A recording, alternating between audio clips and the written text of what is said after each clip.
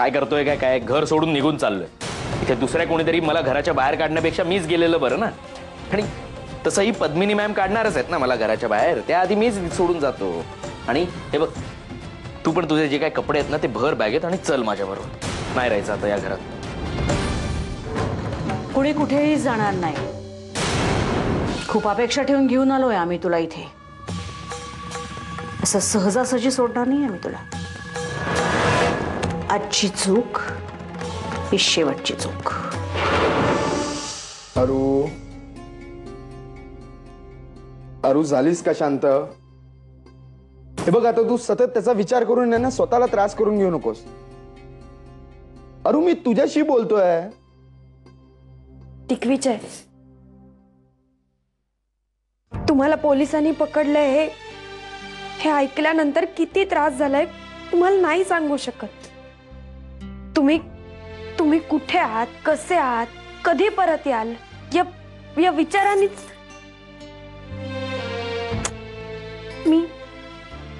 मी नाही सांगू शकणार माझी अवस्था काय झाली होती दिग्विजय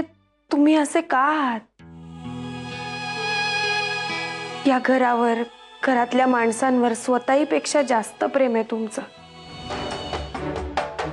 कावळा कितीही हंसाची चाल चालला तरी कावळा तो कावळाच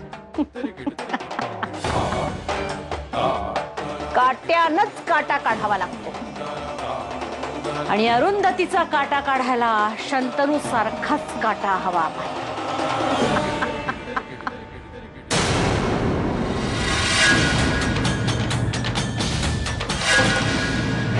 अरे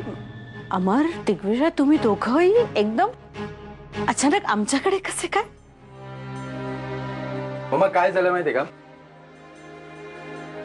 कॉर्पोरेशन मधून फोन आला होता आपण जे वरळी रिडेव्हलपमेंटचा प्रोजेक्ट करतोय ना त्या संदर्भात त्यांचं असं म्हणणं आहे की आम्ही तुम्हाला बेसिक परमिशन द्यायला तयार आहोत अरे ते प्रोजेक्ट आता तू नाही शंतनू हँडल करतोय त्याला ही असली कामं चांगलीच जमतात हे लक्षात आलं आमच्या म्हणून मग आम्ही या प्रोजेक्टवर त्याला टाकलं आणि बघ त्यांनी परमिशन मिळवली सुद्धा म्हटल्यावर काहीतरी पर्याय आपल्याला शोधायलाच हवे आणि आपल्याकडे पर्याय आहेत तर मग का वापरायचे नाही आणि तू काय काय सांभाळणार दिग्विजय इथे ऑफिसमध्ये ठीक आहे रे बाहेर पडल्यावर सगळंच अवघडून नसतं नाही का साध्या साध्या नॉर्मल माणसांना लोक सरळ सोट फसवतात आणि तू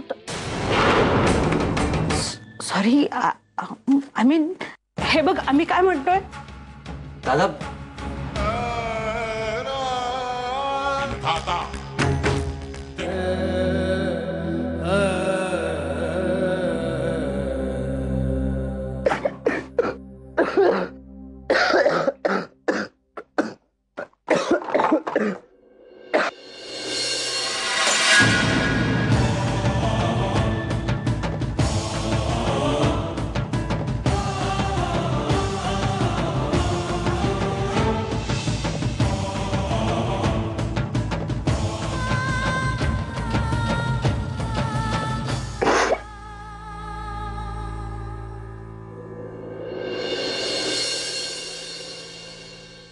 मामा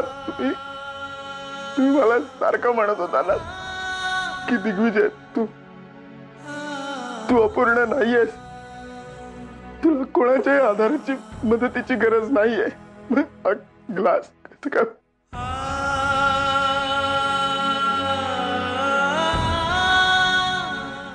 तू सगळ्या गोष्टी स्वतःहून करू शकतो किंबहुना डोळस आहेत त्यांच्यापेक्षा खूप चांगला करू शकतो सदाच आधार देत राहिलात ना मला तू इतरांसारखाच आहे तुला सगळ्या गोष्टी इतरांसारखाच करता येतात असं सारखं माझ्या मनावर बिंबवत राहिला आणि मी